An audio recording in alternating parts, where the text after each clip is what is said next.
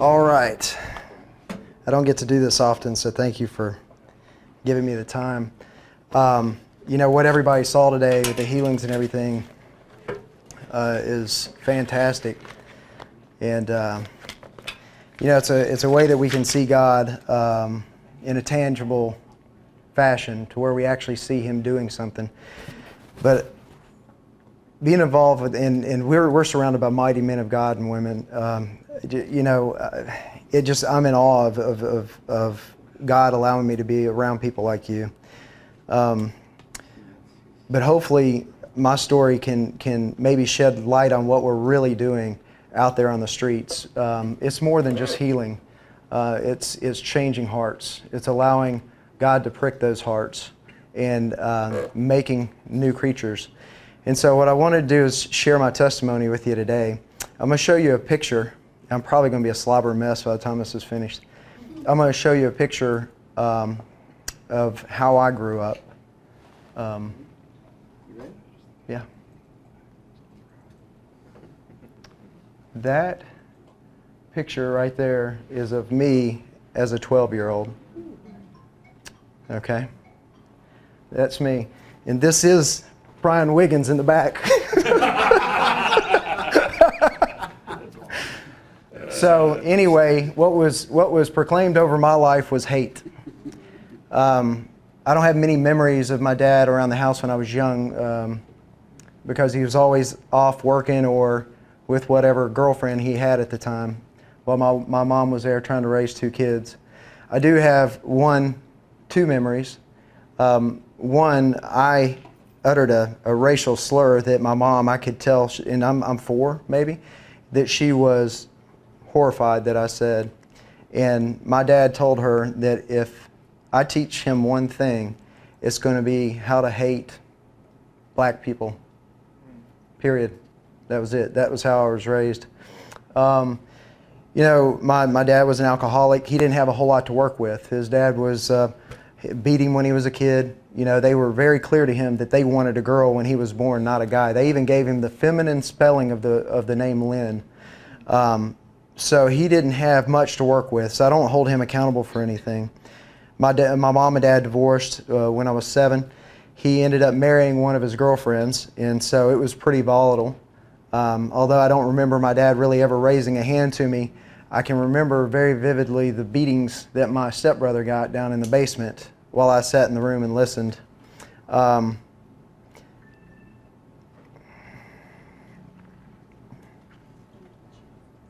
I saw my dad try to run a black guy over one time and just barely missed him. And it was nothing to me because I would have murdered somebody had I been given the chance. I had it planned out. It would have been in a self-defense mode. And in the South, no matter what I said, it would have probably been bought, you know. My dad moved from place to place. I ended up spending about 3 years in a motel with him. It was different. I didn't know it was different. I never put much thought into it.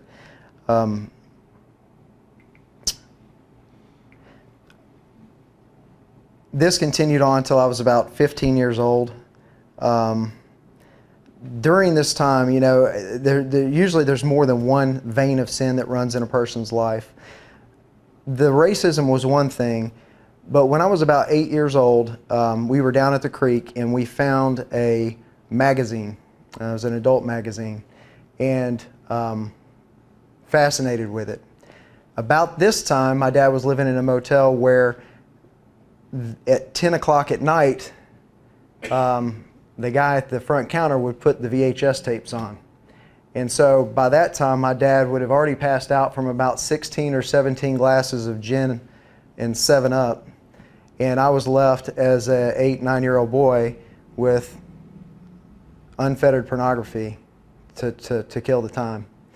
And so, you know, when I saw an interview one time with Ted Bundy, and he was the mass murderer that killed like 17 women. And he said, "I'll give an interview, but I'm only going to give it to one person." It was James Dobson. And James Dobson, after doing that interview, he said, "I'll let every news agency have it for free under one condition, that you play it from beginning to end with no editing. And the thing that stood out about that interview to me was Ted Bundy was a normal person until the point he was crossing a street and looked down and there was a magazine in the street and he picked it up. And that's when his murderous rampage started from that point forward. And so when I look back at my life, being exposed to the things that I was as a kid can make you, and did make me, act out in different ways, unhealthy. Carry a lot of baggage. You do stupid stuff, and usually all the baggage we pack on is as a child. So as time went on, things continued to snowball. At age 15, I left my dad's house, and I didn't look back. And everybody in my life told me that it was a mistake. On this side of it, it was probably the best thing that I ever did. And during that time, God allowed me to befriend a guy by the name of Wesley Adams. Wesley was a black kid, and we worked out together. I worked at a health club, and I remember my mom telling me one day that was her favorite friend out of all my friends that I ever had. His mom and dad took me in as one of their own, and when I was in his house, I was family, and when he was in my house, he was family. But one friendship does not erase years and years of hatred that's been put into somebody. So anyway, as time went on, went into the military. That's when the sexual side of the equation would pop back up again. I married a girl that was 16 years old when I was 20. Can't really tell you why. It was I don't know if it's because she was in a bad situation as well and I wanted to rescue her, but it ended up being a pretty bad situation at my house because, not the age, we were just both young, she a lot younger.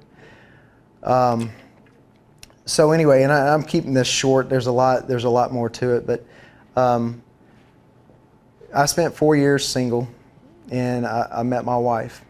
My wife was going to Catholic church when we got together. And so I started to go with her. And after a while, I told her we could raise our kids there. That was fine. I thought she was a good person. I thought that's what it was about.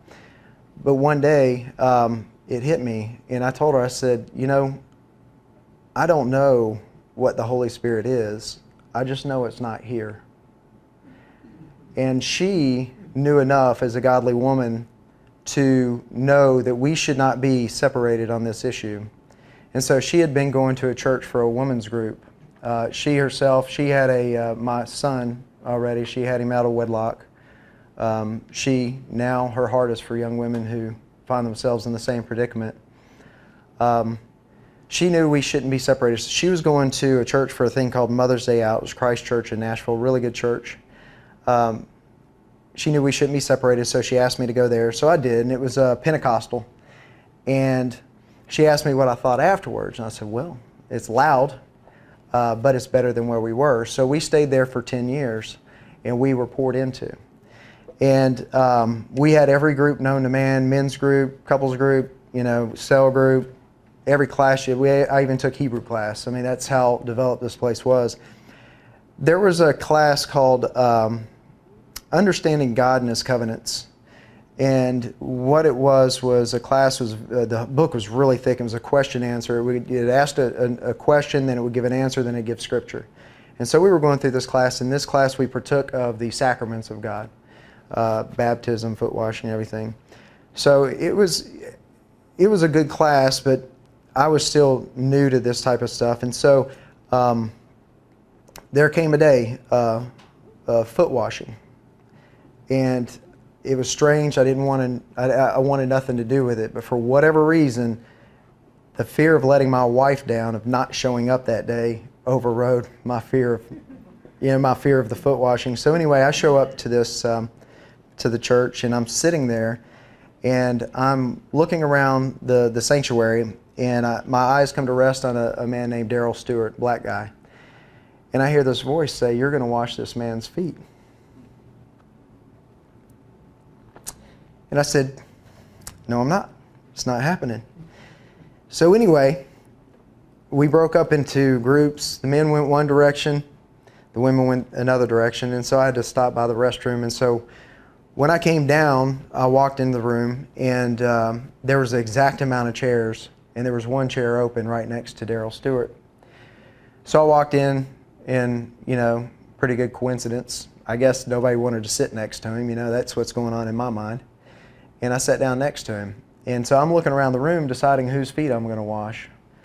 And about that time, the pastor comes in, and he's rolling up his sleeves.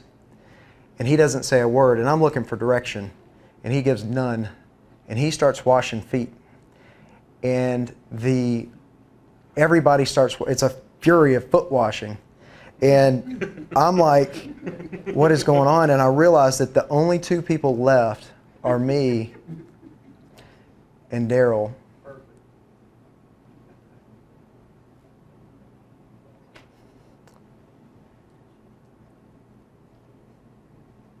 Foot washing is hard enough. Since then, I've washed so many feet, but to confess my sins to a black man while I'm washing his feet was what I needed at the time. And God knew that. He and his wife became mentors for me and my wife. And without their guidance, I wouldn't be where I'm at today. Fast forward a few years, when I'm starting to make sense of all this, we think little gestures, or we meet somewhere where we're at, we don't see the main impact that it has on their life. I had a babysitter take me to a church one day, maybe twice, and there was an altar call, and I was 7 or 8 years old. And I don't remember what it was about. I remember coming back and my sister looking at me and say, "Why did you go down there?" And I can look back on my life on this side of it, and I can see that God honored the dedication of a 7-year-old boy. Amen. And protected him his whole life. Wow. Amen. Yeah. My father passed away. Brian and I were out and came back in. Brian was in the middle of a 40-day fast. And I just thought, I watched how God sustained him, and I was, well, let's back up a second. My dad went into a nursing home in October of last year, and one of the first questions that we fielded from the staff there was, does he not like black people? And so, mortified as we were, we had to say, no, he doesn't. So fast forward, Brian and I are out of town. We come back in. I'm thinking about what God was putting. God was sustaining him. He was 24 days into a 40-day fast. We worked like a beast for 4 days, a 19-hour day, 2 14-hour days, and something. And I was just amazed. And so I'm thinking about this, and I hear God say, "Tomorrow's the day." And so I thought, okay. And that's not the first time He's told me I'm not eating. So I get up, I go to sleep, and I'm prepared to get up and not eat anything. I'm thinking God's got something to show me. So about 4 in the morning, I have a dream about a guy who's now my boss, who looks identical to my dad as a younger image, as a younger guy. In my dream, he dies. And I'm uncontrollably sobbing. And I go over and I lay my hand on him, and God raises him from the dead. And right then the telephone rang, and it was the nursing home telling me that my father had passed. And so we go down there, and I'm still trying to make sense of this. Am I supposed to lay my hands on him or what? And so I made one attempt. I laid my hand on him, spoke life. That was it. I wasn't doing anything else. I didn't understand what God was trying to do, but He gave me a gift. And so I called my sister. She gets out there. And we make all the arrangements. And the last act of service that anybody does for my dad while he's in that nursing home, he's passed away at this point, was a black lady named Angel. Came in there and kissed him on the head and told him she loved him. I saw my dad, his heart change in about an 8-month period. And I know it was the hand of God. And we serve such a sweet God that he would let someone like me spread his word. And if he'll let me do that, he'll let anybody do that. And I just wanted to share that with you. My story is not a sad story by any stretch of the imagination. It's just hard to stomach sometimes. But I just wanted to share that because those little bitty things that you're doing out there, it's not just about healing. It's about introducing people to God. Amen. And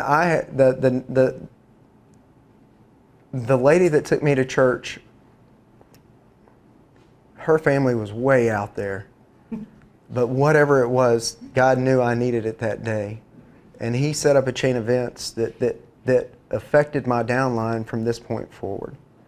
And so when he makes you a new creation, it's your whole downline has changed. You no longer have the family that you came from. You're in God's family. And that's it. You're a new creation. So I just wanted to tell you that. So that way, I know the healings are great and everything, but it's deeper than that. We're loving on people and we're introducing them to the God that can change everything. So thanks for listening to me.